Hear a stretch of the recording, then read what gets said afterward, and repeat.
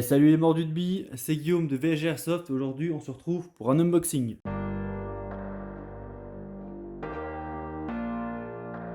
Donc, c'est parti, on va commencer par le premier carton. Golden Eagle type 870, donc M870. Donc, on va s'ouvrir la boîte pour voir ce qu'il y a à l'intérieur. Donc là, c'est juste, je vous présente les répliques vite fait. Et on fera des reviews comme d'habitude, il y en aura tout le mois d'août, comme d'habitude, tous les dimanches. Donc, ouverture de la boîte, le fascicule, ainsi qu'un autre fascicule derrière. Là, on a des cartouches, on a aussi des cartouches sur le côté gauche. Donc, de base, la réplique, elle est livrée avec 3 cartouches. Moi, j'en ai plein, la personne qui me l'a vendu m'en a donné plein. Donc, du coup, je suis assez bien pour ça. Donc, on va se regarder tout de suite la réplique. Donc, M870 à gaz. C'est assez simple en fonctionnement. Le gaz il se met au niveau de la crosse juste ici. On charge en gaz. On met notre cartouche ici.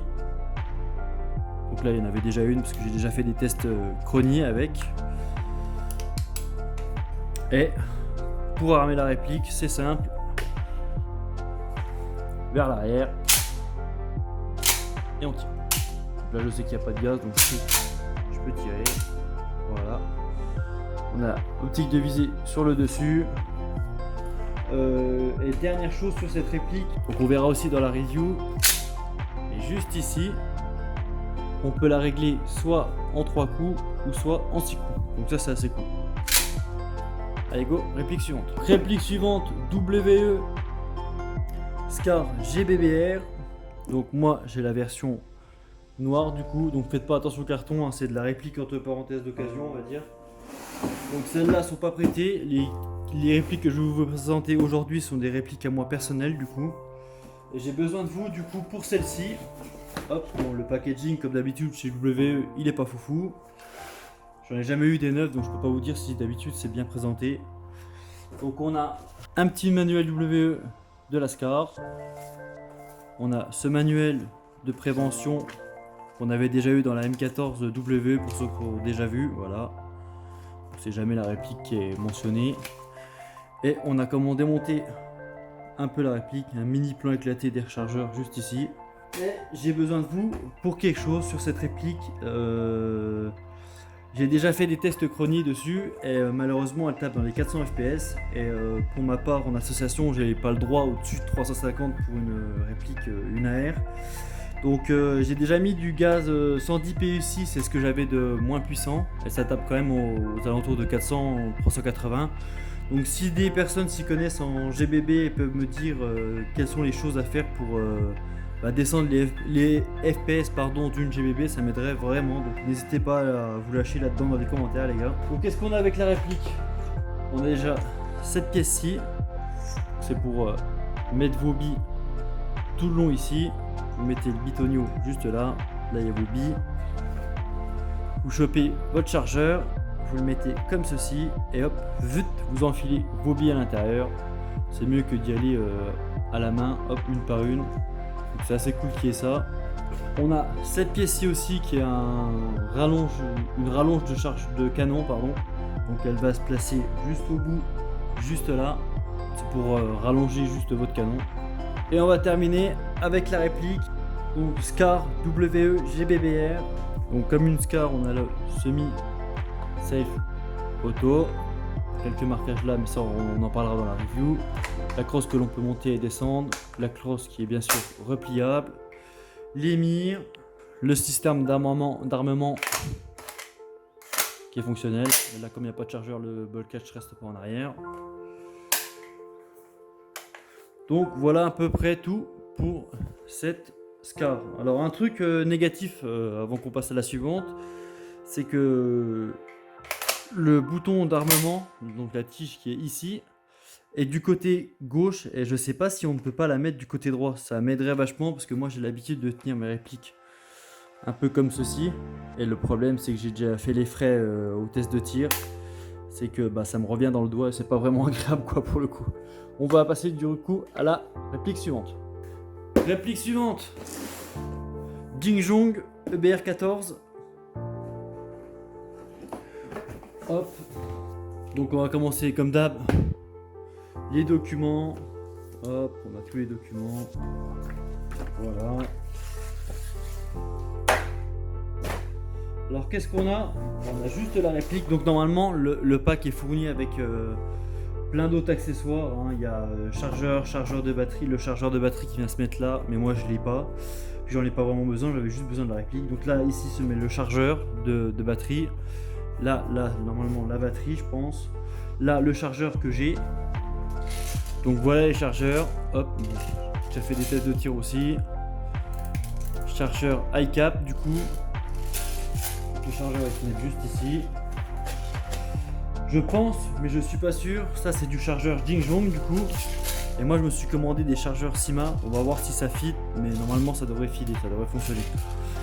Donc je les ai achetés en mid-cap parce que molleté c'est pas vraiment mon délire. Je suis vraiment habitué au mid-cap pour le coup, donc je me suis commandé des mid-cap. On va passer à la réplique. Et voilà donc la réplique Jingjong EBR14. Donc eux ils appellent pas EBR14, moi j'ai l'habitude parce que j'ai l'habitude de dire EBR14, ils appellent ça M14A eux. Donc toutes les répliques que je vous présente seront comme d'habitude dans la description en dessous si vous voulez vous les payer. Donc que dire sur ça? C'est une réplique que je rêvais d'avoir, j'en ai déjà une, j'ai déjà une GG. Là j'ai une Jingjong et je devais avoir une Tokyo Maori mais la livraison s'est pas bien passée. On va revenir juste après de ça et je vais vous parler d'autre chose aussi, d'une autre réplique. Donc voilà, très simple. Hop, là on peut tirer vers le bas pour reculer la crosse. On peut la retrousser en plusieurs fois. Il y a aussi cette partie-ci qui se règle. Donc on a une tire avec l'autre côté. Je peux la lever, la refermer. Voilà pour l'appui-joue. Alors d'habitude je suis pas du tout fan de Jingjong, hein. Je sais que c'est de la réplique entre parenthèses bas de gamme, hein, pour la plupart du temps on va dire. J'en ai déjà possédé, j'en ai déjà eu, c'est du cheap on va dire. Et là je suis agréablement surpris, donc c'est vraiment que du full métal, à part la poignée main qui est en polymère, peut-être cette partie du dessus aussi, mais et cette partie là aussi, là où est-ce qu'on peut mettre la batterie. Mais sinon tout le reste c'est vraiment, ça a l'air d'être vraiment pour le coup très quali. Et sur celle-ci, contrairement au GG, le ball catch est fonctionnel. Alors j'étais vraiment surpris pour le coup. Donc hop, on tire le levier d'armement, le ball catch il se dit juste ici, et voilà, il est fonctionnel. Donc du coup on va passer aux deux dernières répliques. Normalement c'était prévu qu'il n'y en ait que 4. Donc du coup normalement il devrait y avoir que 4 répliques, mais sauf que j'en ai encore une à vous présenter après celle qui va arriver là. Je vous avais parlé dans l'autre unboxing où j'ai présenté la MP7, la MK18 de chez Tokyo Marui, que je cherchais un Masada, et j'en ai trouvé un du coup, donc le voilà, Magpul Masada. Donc j'ai eu pas mal de problèmes avec cette réplique, hop je vais vous la mettre là, j'ai eu pas mal de problèmes avec cette réplique, du coup je l'ai acheté d'occasion. Et il faudra qu'on fasse une vidéo sur de l'occasion, que je vous montre ce qu'il faut faire, ce qu'il ne faut pas faire.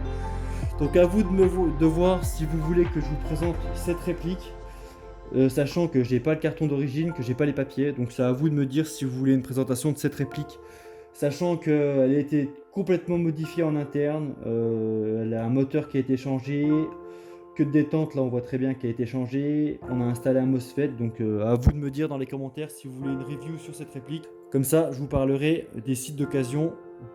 J'ai tout le temps des problèmes avec des sites d'occasion pour le coup. Du coup, on va terminer avec la plus belle pièce pour aujourd'hui. Donc, vous n'allez pas trop bien la voir. Je vais essayer de vous la montrer au mieux. Pour ce qui est du carton, c'est du carton basique. Donc, c'est une PPS SHS Mosinagan. Hop là, regardez-moi ce bijou. Donc, je vais vous le montrer en long et en large un peu que vous voyez. Donc, voilà à quoi ça ressemble. Donc il faut savoir qu'il y a eu plusieurs versions de cette réplique. Je m'informerai pour la review du coup. Il y a cette version-ci avec une lunette de fournie et ils en ont fait une autre qui est moins chère du coup avec la lunette qui n'est pas fournie. Donc il y a beaucoup de choses qui changent. J'essaierai de vous montrer pendant les photos. Donc on va se déballer ça. On va regarder, donc je vais faire vraiment gaffe parce que pour le coup c'est du full bois. Donc dedans on a la réplique, on a la petite baïonnette, donc c'est en plastique, hein. Une baïonnette. Et on a sa mire de visée du coup, sa lunette de visée. Donc voilà à peu près ce que ça donne à l'intérieur de la lunette, ça me rappelle les premiers Call of. Je vais vous monter ça là-dessus et on va checker la réplique. Donc c'est simple, on dévisse cette vis-ci. Hop, on vient y mettre la lunette comme ceci. Et on va revisser notre vis.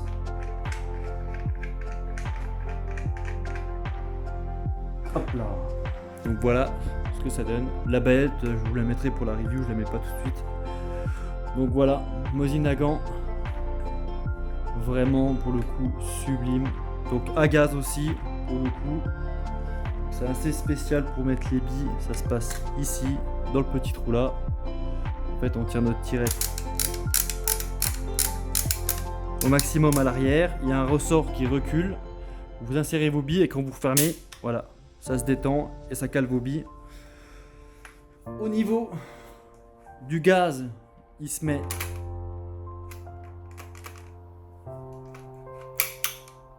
juste là. Hop. Wouh. Donc voici ce qui va arriver pour le mois d'août. Mosin Nagant Scarache M870. La Jingjong EBR, et si vous le désirez, je ferai aussi la review de la Masada et on parlera des répliques d'occasion sur les sites du coup. Donc moi je vous laisse là, comme d'habitude les gars, n'hésitez pas à vous abonner, on se retrouve pour une prochaine review. C'était Guillaume de chez VSJ Airsoft, allez, salut les mordus de billes.